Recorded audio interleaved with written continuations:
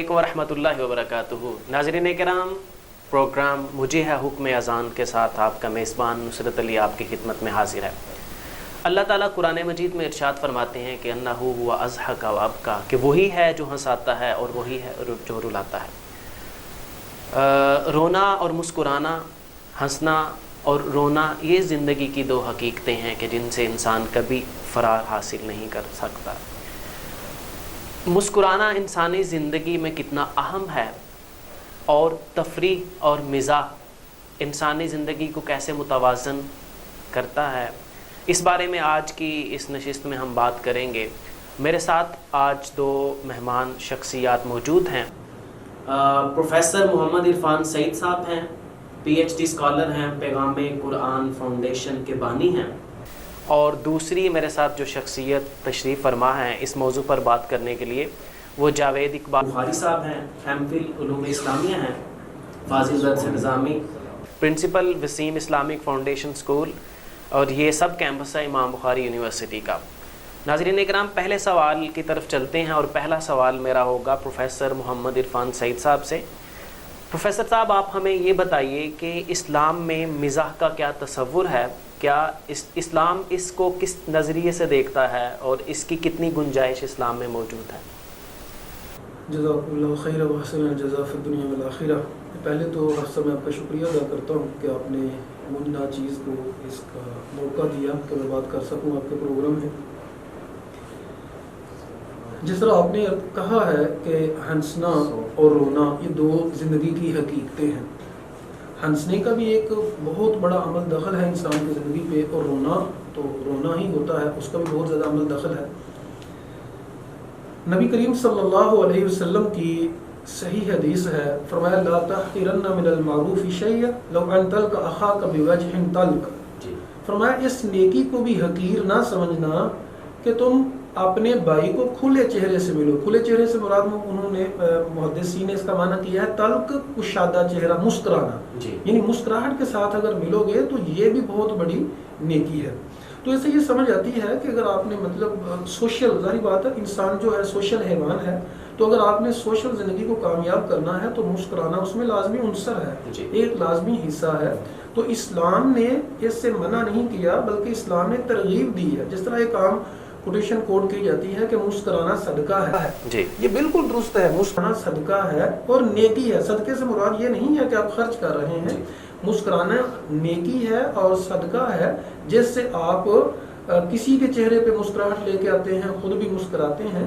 تو یہ اسلام میں اس کو میں یہ تو نہیں کہوں گا بالکل جائز، بلکہ اسلام نے مستحب قرار دیا ہے کہ ہنسیں، مسکرائیں، اس کو انکریج کیا ہے، اس کی حوصلہ افزائی کی ہے، یہ کہہ کے کہ یہ بھی عبادت ہے کہ آپ اپنے مسلمان بھائی سے خندہ پیشانی سے، مسکراہٹ سے ملتے ہیں تو آپ کے لیے یہ بھی ایک نیکی ہے، صدقہ ہے، نیکی ہے۔ اس میں آپ کو ایک واقعہ اور ایک کچھ بتانا چاہتا ہوں۔ عام طور پہ میں بھی دیکھیں الحمدللہ مجھے مذہبی ہونے پہ فخر ہے، میں مذہبی ہوں الحمدللہ۔ مذہبی لوگوں کے بارے میں ایک رویہ پروان چڑھ رہا ہے کہ یہ غصے والے ہوتے ہیں، غصے والے اور خشک ہوتے ہیں، غصے والے ہوتے ہیں اور خشک ہوتے ہیں۔ تو دو ہیں اس میں ایک واقعہ۔ میں ابھی ایک اسٹوڈنٹ کو پڑھا رہا تھا ہوم ٹیوشن گھر جا کے، دونوں ڈاکٹر ہیں، ان کے امی ابو بچے کے دونوں ڈاکٹر ہیں، اسپیشلسٹ ہیں دونوں، سیالکوٹ کی بات ہے۔ اچھا، وہ بچہ کہتا ہے کہ مجھے آپ سے بڑی محبت ہے، بچے کی عمر 7-8 سال، مجھے آپ سے بڑی محبت ہے لیکن مجھے اپنے ماں باپ سے نفرت ہے۔ چونکہ میں بھی باپ ہوں، آخر اتنا زیادہ پیار کرتے ہیں ہم اپنے بچوں سے، تو میں تو بڑا پریشان ہو گیا۔ میں نے کہا بیٹا وجہ کیا ہے؟ تو کہتے ہیں ہر وقت ڈانٹتے رہتے ہیں، میرے والدین کبھی میرے ساتھ نہیں مسکرائے، جبکہ آپ جب بھی آتے ہیں مسکرا کے آتے ہیں، تو اس وجہ سے مجھے آپ سے محبت ہے۔ اور ایک بیٹی نے مجھ سے رابطہ کیا، کہتی ہے کہ میرے ابو جان جو تھے بہت غصے والے تھے، اور ہر وقت غصے میں مجھ سے غلط فیصلہ یہ ہو گیا کہ میں نے یہ فیصلہ کر لیا کہ میں نے مذہبی لوگوں میں شادی نہیں کروانی، اور میری بڑی لڑائی ہوئی گھر والوں کے ساتھ اس پہ۔ بہرحال میرے گھر والے مان گئے، اور ابھی مذہبی، میرا خاندان مذہبی نہیں ہے، میں روتی ہوں اور پریشان ہوتی ہوں کہ کاش میں مذہبی ہی لوگوں میں کرواتی، مجھے تو پتہ ہی نہیں تھا کہ مذہبی لوگ بھی مسکراتے ہیں۔ یہ بڑا المیہ ہے کہ ہمارے مذہبی جو شخصیات ہیں ان کے بارے میں لوگوں کی یہ رائے بن چکی ہے کہ یہ تو خشک شخصیت ہیں, یہ تو مسکراتے نہیں ہیں, شخصیات ہیں یہ تو مسکراتے نہیں ہیں, اور یہ اس طرح سے ہیں. اچھا, آپ نے کچھ واقعے بتائے اپنی زندگی کے کہ پیرنٹس جو ہے نا وہ اپنے بچوں کے ساتھ کتنی سختی برتتے ہیں اور کبھی مسکرا کے نہیں ملتے. وہ سمجھتے ہیں کہ شاید یہ تربیت کا حصہ ہے, حالانکہ آپ اپنے بچوں کے اچھے اگر دوست نہیں بنیں گے تو بچے آپ کے اپنے برے دوست ڈھونڈ لیں گے, اور ان کے کردار پہ ان کے منفی اثرات بھی مرتب ہوں گے. یہاں ناظرین کو یہ بات بھی بتانا چاہتا ہوں کہ اگر ہم اپنے بچوں کے ساتھ اچھا معاملہ نہیں برتتے اور اگر ان سے مسکرا کے نہیں ملتے اور ہمیشہ ایک فرق رکھتے ہیں, ان کے دوست نہیں بنتے, تو ان کے دوست وہ بن جائیں گے جو برے ہیں, جو ان کی شخصیت کو بگاڑ دیں گے اور خراب کر دیں گے. اچھا, اگلے سوال کی طرف چلتے ہیں. اگلا سوال میرا جاوید اقبال بخاری صاحب سے ہے کہ مسکرانا تو اس کی تو ترغیب بھی دی گئی اور کہا گیا کہ مسکرانا صدقہ ہے, نیکی ہے. اب خوش ہوتا ہے بندہ تو کہہ کہے مارتا ہے, اور کہہ کہے جو ہے نا یہ ایک سمجھ لیں عروج ہے آپ کی خوشی کا, ایک جوبن ہے. تو کیا اسلام کہکہوں کی بھی اجازت دیتا ہے یا مسکراہٹ تک محدود رکھتا ہے؟ فرسٹ آف آل تو میں آپ کا شکریہ ادا کرنا چاہتا ہوں کہ آپ نے مجھے وقت دیا, موقع ملا. قرآن و سنت کی روشنی میں اگر دیکھا جائے تو اسلام میں دونوں طرح کی تراغیب موجود ہیں. آپ صلی اللہ علیہ وسلم سے زیادہ حدیث موجود ہے, ہنسنے والا کوئی نہیں تھا. لیکن یہاں بات ہے کہہ کہے, جی کہہ کے کی بات سناتا ہوں. میں آپ کو نبی کریم صلی اللہ علیہ وسلم کی تعلیمات سے ایک واقعہ بیان کرتا ہوں. سنن ترمذی کے اندر یہ واقعہ موجود ہے, اور بھی کتب احادیث میں یہ واقعہ موجود ہے کہ ایک صحابی جو گاؤں سے جن کا تعلق تھا, دور دراز سے, دیہات سے, ظاہر نامی رضی اللہ تعالیٰ عنہ آیا کرتے تھے نبی کریم صلی اللہ علیہ وسلم کے لیے تحفہ تحائف لے کر. بڑا مشہور و معروف واقعہ ہے. آپ صلی اللہ علیہ وسلم فرمانے لگے کہ ظاہر ہمارا دیہات ہے اور ہم اس کے شہر ہیں. اسی طرح ایک دفعہ نبی کریم صلی اللہ علیہ وسلم سفر کر رہے تھے, سفر پہ جاتے جاتے ہمارا دیہاتی ہے اور ہم اس کے شہری ہیں. ہاں جی, ہم اس کے شہری ہیں. اس کی وجہ یہ تھی کہ وہ دیہات سے تحفے تحائف لے کر آتے تھے, اور آپ صلی اللہ علیہ وسلم جب وہ واپس جاتے تو کئی ایک تحفہ تحائف جمع کر کے اکٹھے کر کے ان کو واپس دے دیتے تھے. ایک دفعہ ایسا ہوا آپ صلی اللہ علیہ وسلم بازار میں گئے ہیں تو ظاہر وہاں پہ موجود تھے, خرید و فروخت کر رہے تھے. آپ نے دیکھا اور چپکے سے پیچھے چلے گئے. جاتے جاتے آپ صلی اللہ علیہ وسلم نے ظاہر رضی اللہ تعالیٰ عنہ کے آنکھوں کے اوپر ہاتھ رکھ دیے اس طرح دونوں. جب ہاتھ رکھے اور پوچھا بتاؤ کہ میں کون. اب ظاہر رضی اللہ تعالیٰ عنہ کو پہلے تو پتہ نہ چلا. تھوڑی دیر بعد جب آپ صلی اللہ علیہ وسلم کے ساتھ کندھے سے کندھا ملا اور آپ نے دبایا, حدیث کا جو مفہوم ہے اس کے بعد پتہ چلا. تو جب پتہ چلا تو آپ صلی اللہ علیہ وسلم نے فرمایا اس کو کون خریدے گا. جب یہ الفاظ کہے نا کہ اس کو کون خریدے گا, تو انس رضی اللہ تعالیٰ عنہ فرماتے ہیں میں دیکھ رہا تھا اللہ کے نبی علیہ السلام کو, تو ظاہر آگے سے کہنے لگے مجھ جیسے بندہ ناچیز کو کون خریدے گا, مجھے جو خریدے گا وہ تو خسارے اور گھاٹے میں چلا جائے گا. تو آپ صلی اللہ علیہ وسلم نے فرمایا کہ تم تو بہت نفع بخش شخص ہو, کہ تم سے اللہ تعالیٰ کو بہت فائدہ ہے اور تم بڑے حقیقی شخص ہو. آپ صلی اللہ علیہ وسلم اتنے ہنسے جب ظاہر کو پتہ چلا. حضرت انس رضی اللہ تعالیٰ عنہ فرماتے حتیٰ نواجزہ آپ صلی اللہ علیہ وسلم کی داڑھیں ظاہر ہو گئی, سامنے والے دانت, اس قدر ہنسے. حضرت انس رضی اللہ تعالیٰ عنہ فرماتے ہیں تو اس طرح اسلام میں کہکا لگا کر بھی ہنسا جا سکتا ہے ایک حد تک. تو اچھا, یہ جو کہا جاتا ہے کہ عرفان سعید صاحب آپ سے یہ سوال پوچھوں گا, یہ کہا جاتا ہے کہ جو ہنسنا ہے وہ اس سے دل مردہ ہو جاتے ہیں, اور عموماً یہ تصور ہے کہ جب بندہ ہنستے وقت اپنے ساتھ بیٹھے دوستوں کے ساتھ خوش گپیوں میں اس قدر محو ہوتا ہے کہ ہاتھوں پہ ہاتھ مارنے شروع کر دیتا ہے, تو کہا جاتا ہے اس سے نیکیاں جڑتی ہیں. تو آپ کا اس کے بارے میں کیا موقف ہے, ہمیں کتاب و سنت میں اس کے بارے میں کیا تعلیمات ملتی ہیں؟ اس کو سمجھنے کے لیے ایک چیز سمجھنا ضروری ہے. ایک ہوتا ہے مذاق کرنا, ایک ہوتا ہے مذاق اڑانا. مذاق کرنے سے جو ہے وہ دل مردہ نہیں ہوتا. اگر کسی کی عزت نفس کا آپ خیال رکھ رہے ہیں, کسی کی عزت نفس کو مجروح نہیں کر رہے. اسلام نے لا یسخر قوم من قوم, نہ کوئی قوم مذاق اڑائے, کسی قوم کا نہ عورتیں مذاق اڑائیں نہ مرد. مذاق اڑانا یہ ہوتا ہے کسی کی عزت کے اوپر حملہ کرنا. مذاق اڑانا یہ ہے کسی کی عزت پہ حملہ کرنا. کسی کی عزت پہ حملہ کرنا, جس طرح ہمارے ٹاک شو پہ اور جو لوگ اس طرح کی باتیں کرتے ہیں کسی کی عزت کے اوپر. جیسے کہ ایک انگریزی میں محاورہ ہے کہ laugh with the people not at the people, کہ لوگوں کے ساتھ تو ہنسیے لیکن ان پر مت ہنسیے. بہت زبردست آپ نے تو کر دیا. مزاق کا زوری کا جو کسی پر ہنستا ہے, کسی کا مذاق اڑاتا ہے تو اس پر بھی ایک وقت آتا ہے. جزاک اللہ خیر جی, آپ دونوں نے تو میرے لیے بہت آسان کر دیا اس بات کا جو آپ نے نا. تو اس میں لوگوں کے اوپر نہیں ہنسنا, لوگوں کو ساتھ ملا کے ہنسائیں, خوش کریں, تو اس میں دل مردہ نہیں ہوگا. اور اسی طرح جس طرح کہتے ہیں جی, حدیث ہے کوئی کہ ہنسنے سے دل مردہ ہو جاتا ہے, کوئی روایت ہے؟ ہاں جی, جہاں تک میرے علم کے مطابق ہے تو میں نے تو آج تک کوئی ایسی روایت نہیں پڑھی, مقام علم ہوں کہ نبی کریم صلی اللہ علیہ وسلم نے ایسا فرمایا ہو.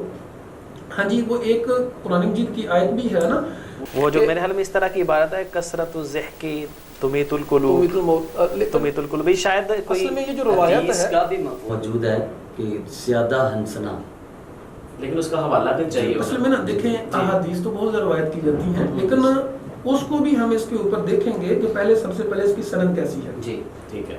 تو دیکھیں ہنسنا بے معنی اور لوگوں کے اوپر ہنسنا یہ تو سراسر غلط ہے, سراسر حرام ہے, بالکل بھی جائز نہیں ہے کسی کی عزت نفس کو اچھالنا. جبکہ ایسا ماحول کریٹ کرنا, لوگوں کو ہنسانا, مسکرانا, اس میں بالکل بھی کوئی حرج نہیں ہے. لوگ کہتے ہیں کہ اگر آپ ہاتھ پھینکیں گے ایک دوسرے کے اوپر, جسے پنجابی میں کہتے ہیں ہاتھ سٹنا, تو اس میں نیکیاں جاتی ہیں. عام طور پہ لوگ کہتے ہیں جی نیکیاں اس کی چلی جاتی, میں کہتا ہوں جاتی نہیں ہے, آتی ہیں. اچھا, آتی کیسے ہیں؟ آتی ہے, آتی اس لیے ہے کہ نبی کریم صلی اللہ علیہ وسلم نے فرمایا, جیسے میں نے پہلے عرض کی, کہ اس نیکی کو بھی حقیر نہ جانو کہ تم مسکرا کے بھائی سے ملو. اور ہاتھ اسی وقت پھینکا جاتا ہے, ڈیمانڈ اسی وقت کیا کی جاتی ہے ہاتھ سوٹ, جب آپ مطلب خوش ہوتے ہیں اور خوشی کا اظہار کرنا ہوتا ہے. تو اس لیے ہاتھ پھینکنے سے یہ تو آپ کا قیاس ہو سکتا ہے نا. جی یہ میرا قیاس ہے نبی صلی اللہ علیہ وسلم کی حدیث سے. قیاس ایسی ممانعت نہیں ہے کہ ہاتھ پر ہاتھ پھینکنے سے نیکیاں جاتی ہیں. ہم اس کو قیاس نہیں کہہ سکتے, استدلال کہہ سکتے ہیں. استدلال ہے حدیث سے مسئلہ نکالا ہے میں نے, اور یہ ہم نے اپنے استاد سے سیکھا ہے, استاد محترم سے عبدالسلام بن محمد بٹوی سے, کہ وہ صحیح بخاری کی ایک حدیث پڑھاتے تھے, اس میں سے 10 مسئلے نکالتے تھے, 15 مسئلے نکالتے تھے, اور امام بخاری بھی ایسے ہی کرتے ہیں. تو اس میں وہ نیکیاں آئیں گی ضرور انشاءاللہ, اللہ کے فضل و کرم سے جائیں گی ذرا بھی نہیں.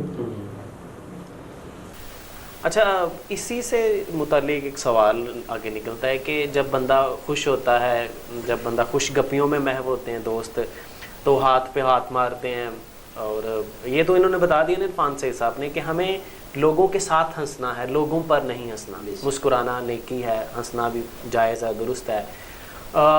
تالی مارنا بعض اوقات ایسے ہوتا ہے کہ انسان خوشی کی کیفیت میں زور زور سے تالی بجانا شروع ہو جاتا ہے. اور ایک حدیث میں آتا ہے کہ التسبیح للرجال والتصفیق للنساء, کہ نماز میں جب امام بولتا ہے تو پیچھے اگر مقتدیوں میں مرد اگر لقمہ دینا چاہیں تو وہ تسبیح کریں, یعنی سبحان اللہ کہیں. اگر عورتیں کہیں, اگر عورتیں لقمہ دینا چاہیں امام کی غلطی پر تو وہ کیا کریں, وہ تصفیق, کہ وہ مطلب تالی بجائیں.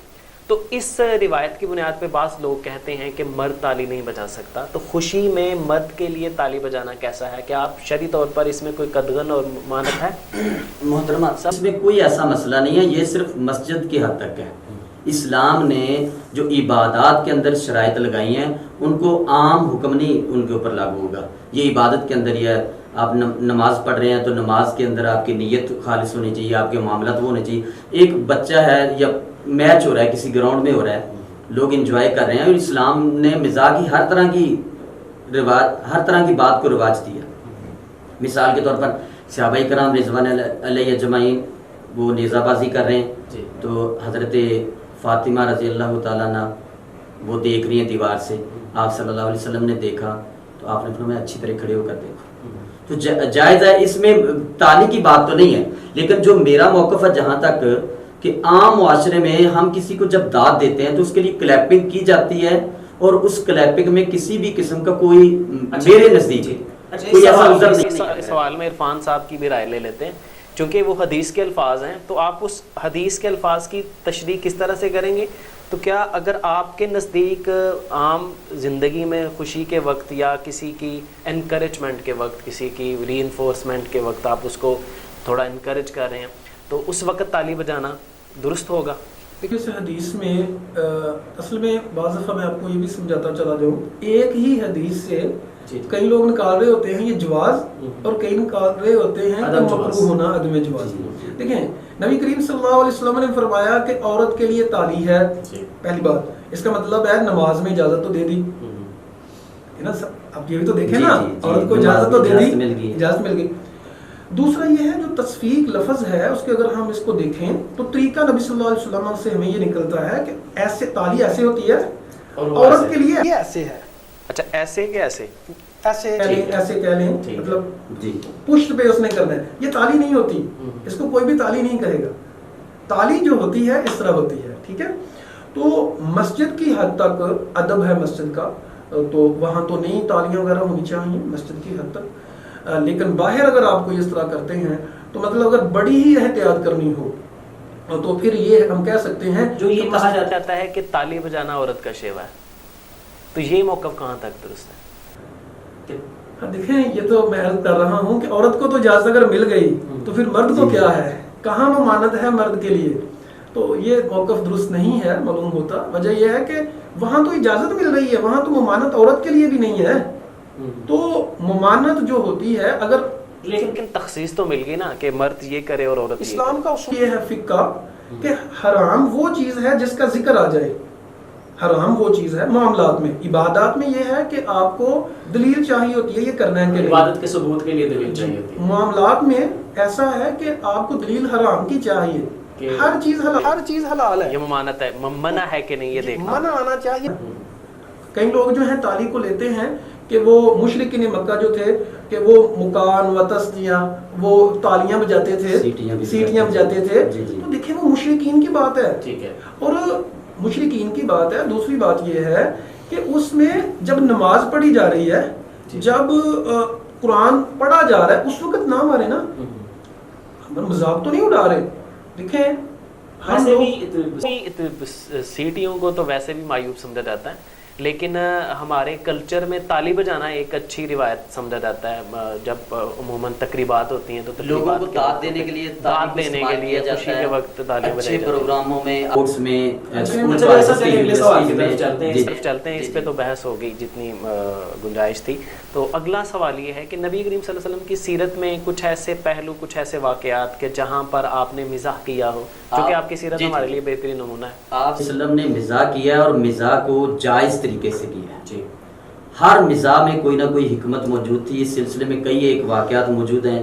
ایک دفعہ حضرت ابوبکر صدیق رضی اللہ تعالیٰ عنہ، عمر فاروق رضی اللہ تعالیٰ عنہ، حضرت عثمان غنی رضی اللہ تعالیٰ عنہ اور حضرت علی رضی اللہ تعالیٰ عنہ چاروں یار غار موجود تھے اور کھجوریں کھا رہے تھے، چاروں موجود تھے، ٹھیک جی، کھجوریں کھا رہے تھے۔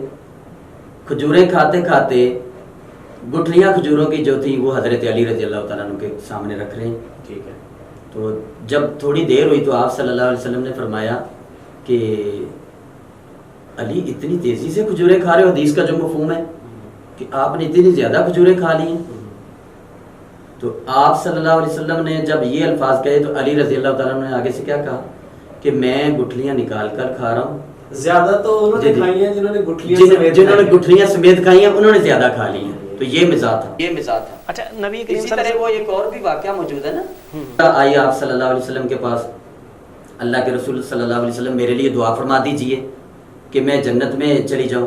تو آپ صلی اللہ علیہ وسلم نے فرمایا کہ بوڑھی عورت تو جنت میں نہیں جا سکتی، وہ اس نے رونا شروع کر دیا۔ آپ صلی اللہ علیہ وسلم نے صحابہ سے فرمایا، محترم ناظرین، کہ جاؤ جا کر اس کو پیغام دو کہ جو بھی عورت جنت میں جائے گی وہ جوان ہو کر جائے گی، اللہ تعالیٰ اس کو جوان کر کے جنت میں بھیجیں گے، جنت میں کوئی بھی بوڑھا نہیں ہوگا۔ تو یہ ایک مزاح کی شکل، ہاں، اس طرح ہم کہتے ہیں، اس کو ادب میں کہتے ہیں پن، کہ آپ ایسے لفظ استعمال کریں کہ جن کا کوئی اور مفہوم نکلتا ہو۔ نبی کریم صلی اللہ علیہ وسلم بھی مزاح کیا کرتے، صحابہ کرام بعض اوقات پوچھا بھی کرتے اللہ کے رسول آپ تو اللہ کے نبی ہیں، آپ ہمارے ساتھ اس طرح خوش گپیوں میں مصروف ہوتے ہیں، آپ ان کے ساتھ جب دنیا کی باتیں چلتی ہیں تو دنیا کی باتیں کرتے ہیں، جب دین کی باتیں چلتی ہیں تو دین کی باتیں، جب آخرت کی باتیں چلتی ہیں تو آپ آخرت کی باتیں کرتے ہیں، لیکن آپ ساتھ علیہ الصلوۃ والسلام یہ فرماتے ہیں کہ انی لامزح، کہ میں بھی مزاح کرتا ہوں، ولا اقول الا حقا، لیکن میں سچ کہتا ہوں، جھوٹ نہیں کہتا۔ میرے مزاح میں بھی یہاں سے ایک سوال نکلتا ہے، آج کے معاشرے کی بات کریں، اگر ہم آج کے اپنے مزاح کے پروگرامز کی بات کریں جو میڈیا پہ عام ہیں، جو جن کا بڑا چلن ہے اور لوگوں کے لیے وہ ایک بڑا سورس آف ریکریشن ہے، لوگ اس سے بڑی تفریح لیتے ہیں۔ عرفان سعید صاحب میرا آپ سے یہ سوال ہے کہ اس کی وضاحت تھوڑی سی میں کرنا چاہتا تھا، اگر اجازت ہو تو۔ جی آپ کر لیں۔ آپ صلی اللہ علیہ وسلم نے مذاق کے حوالے سے فرمایا کہ مذاق کے حوالے سے مزاح اور مذاق یہ دونوں چیزیں الگ الگ بن جاتی ہیں، کہ جو مذاق میں بھی جھوٹ نہیں بولتا اس کے لیے جنت کے درمیان کی میں ضمانت اور گارنٹی دیتا ہوں۔ ہاں ٹھیک ہو گیا۔ جی عرفان سعید صاحب میرا آپ سے یہ سوال ہے کہ مزاح کی جو موجودہ صورتیں ہم دیکھتے ہیں، اسپیشلی وہ پروگرامز جو چلتے ہیں آن ایئر ہوتے ہیں، سوشل میڈیا پہ دیکھتے ہیں لوگ، جس کو بہت زیادہ لوگوں کی انگیجمنٹ ہے، جن کے ساتھ لوگ بہت زیادہ دیکھتے ہیں، ویورشپ ان کی بڑی ہے، وہ مزاح کی جو صورتیں ہیں جو سراسر جھوٹ پر مبنی ہیں، فیبریکیشن پہ مبنی ہیں، جو تضحیک پر مبنی ہیں، جو حقارت آمیز الفاظ پر مبنی ہیں، تو یہ مزاح کی صورتیں آپ ان کو کس طرح دیکھتے ہیں؟ دیکھیں جی، آپ نے کہا کہ نبی کریم صلی اللہ علیہ وسلم نے فرمایا میں مذاق کرتا ہوں مگر کہتا حق ہوں، تو مذاق کریں، ہنسی مذاق ہونا چاہیے لیکن سچ ہونا چاہیے۔ اگر کوئی جھوٹ بناتا ہے، جی نبی کریم صلی اللہ علیہ وسلم کی حدیث ہے، ایسے بندے کے لیے ہلاکت ہے، ویل اللہ ویل اللہ، اس 3 دفعہ فرمایا، اس بندے کے لیے ہلاکت ہے ہلاکت ہے ہلاکت ہے۔ کیوں؟ وہ جھوٹ بولتا ہے لیضحک بہ الناس، تاکہ لوگوں کو اس کے ساتھ ہنسائے۔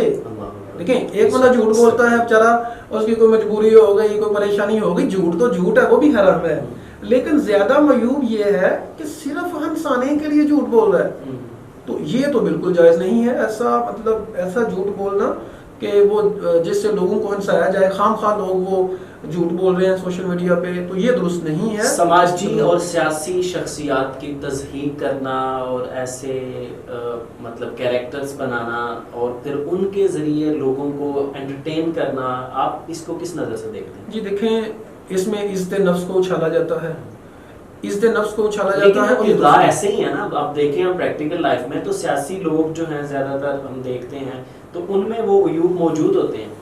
دیکھیں یہی تو غیبت ہے، یہی تو غیبت ہے کہ کسی کے اندر عیب ہے اس کا ذکر کرنا۔ اور میں آپ لوگوں سے عرض کروں، اکثر ہم دوست احباب ہوتے ہیں نا تو مذاق کرتے ہیں ایک دوسرے سے، اور وہ کہتا ہے جی میں غصہ نہیں کرتا۔ میں اکثر اسٹوڈنٹس کو کیسے کوئی ہاتھ کھڑا کرے جو غصہ نہیں کرتا، کوئی ہے ایسا انسان؟ اچھا جو پاگل ہوتے ہیں، مینٹل لوگ ہوتے ہیں، وہ کیوں مینٹل ہوتے ہیں؟ زیادہ فیل کر کے وہ کہتے ہیں میری عزت نہیں کرتا، اس کو غصہ چڑھتا ہے۔ تو ہر بندہ فیل کرتا ہے۔ میں نے ایک ویڈیو بھی اپلوڈ کی تھی، 2 سال کا بچہ میرا محمد عمر، اس کو اس کی ماما اس کی شکایت لگا رہی تھی اور مجھے اس طرح ٹیڑھا ہو کے دیکھ رہا تھا، وہ بھی غصہ لگا، وہ بھی مطلب محسوس کرتا ہے۔ جب 2 سال کا بچہ محسوس کرتا ہے، میں نہیں کروں گا۔ اچھا اسلام کی کیا تعلیمات ہیں؟ اسلام کی کیا تعلیمات ہیں؟ کیا آپ لوگوں کی، سیاسی لوگوں یا مذہبی لوگوں کی، جو مذہبی لوگ ہیں، شخصیات ہیں، ان کی اس طرح سے تذہیب کر سکتے ہیں؟ جی وہ مذہبی ہیں، سیاسی ہیں، انسان ہے، چاہے کوئی کافر ہے، ہمیں اس کی بھی اجازت نہیں ہے کہ اس کی عزت نفس کو جو ہے وہ اس کا خیال نہ رکھا جائے۔ ہمیں تو کافروں کی عزت بھی کرنی ہے، چاہے جائے گا کوئی مسلمان ہو۔ المسلم من سلم المسلمون من لسانہ ویدہ، مسلمان وہ ہے جس کی زبان اور ہاتھ سے دوسرے اچھا سورہ حجرات میں جو تلقین کی گئی اس کی روشنی میں کچھ وضاحت فرمانا ہے؟ دیکھیے وہ میں نے پہلے بھی عرض کی ہے، لا یسخر قوم من قوم، مذاق نہ اڑائے کوئی قوم، حکم ہے قرآن کا حکم ہے، مذاق نہ اڑائے، مطلب عزت نفس کا جو عزت ہے اس کو پامال نہ کرے، کوئی ایسی بات نہ کہے جو اس کو بری لگتی ہے۔ دیکھیں سچ میں بہت، جس طرح شیخ نے بیان کیا، آپ نے بھی بیان کیا کہ نبی کریم صلی اللہ علیہ وسلم مسکراتے تھے۔ میں آپ کو حقیقی واقعہ ایک سناتا ہوں، اس میں بہت زیادہ مسکراہٹ ہے، بہت زیادہ ہنسنا ہے، بہت زیادہ۔ ایک دفعہ میں جماعت کروا رہا تھا، اب مجھ سے غلطی ہو گئی۔ اب غلطی جب ہو گئی تو اصول یہ ہے کہ امام کے پیچھے جو امام کر رہا ہے اس نے کرنا ہوتا ہے، بعد میں پوچھ لیں جناب خیر ہے تو یہ ٹھیک ہے آپ کی۔ میرا کزن جو ہے میرے ساتھ، اس نے بھی درس نظامی کیا ہوا ہے، اس کو پتا تھا اس مسئلے کا۔ اب میں نے غلطی یہ کی کہ 3 رکعتیں، میں نے 2 رکعتیں پڑھ کے بیٹھنا تھا تو میں کھڑا ہو گیا، کھڑا ہو گیا. اچھا وہ سب کو اس نے کہا، اب لوگوں کو تو نہیں پتا تھا اس مسئلے کا، اس نے کہا اٹھ پو نماز میں ہی. اس بیچارے کو پتا نہیں چلا نا، اس سے کنٹرول نہیں ہو پایا. تو ہم سے دیکھیں یہ میں مطلب یہ حقیقی واقعہ ہے. اب ہم چلتے ہیں اپنے آخری سوال کی طرف. آخری سوال ہمارا ہے اپنا آج کے اس پروگرام کا آخری سوال. یقیناً سوالات تو ہوتے رہیں گے اور چلتے رہیں گے. تو آپ جاوید اقبال بخاری صاحب، آپ سے میرا یہ سوال ہے کہ جو جوکس بنائے جاتے ہیں، یہ جو لطیفے لطیفے سنائے جاتے ہیں، لطیفے تو ٹپیکل اس لیے بنائے جاتے ہیں نا کہ لوگ خوش ہوں، یعنی لوگوں کو تھوڑا مزاح فراہم کرنے کے لیے بنائے. تو یہ درست ہے یہ بنانا اور یہ کوٹ کرنا؟ اس کی وضاحت محترم آپ سے میں پہلے بھی کر چکا ہوں کہ اسلام میں مزاح کی جو کیٹیگری نبی کریم صلی اللہ علیہ وسلم سے ملتی ہے وہ بڑی صاف اور سیدھی سادی ہے کہ مذاق میں بھی جھوٹ نہیں. جو لوگ لطیفے بناتے ہیں نہیں، اس میں کسی کا نقصان تو نہیں ہوتا.